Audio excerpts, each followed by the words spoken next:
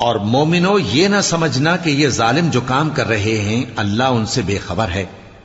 وہ ان کو اس دن تک مہلت دے رہا ہے جبکہ دہشت کے سبب آنکھیں پھٹی کی پھٹی رہ جائیں گی اور لوگ سر اٹھائے ہوئے میدان قیامت کی طرف دوڑ رہے ہوں گے، ان کی نگاہیں خود اپنی طرف لوٹ نہ سکیں گی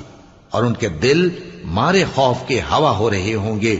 اور لوگوں کو اس دن سے آگاہ کر دو جب ان پر عذاب آ جائے گا، تب ظالم لوگ کہیں گے کہ اے ہمارے پروردگار، ہمیں تھوڑی سی مہلت عطا کر تاکہ ہم تیری دعوت توحید قبول کریں اور تیرے پیغمبروں کے پیچھے چلیں۔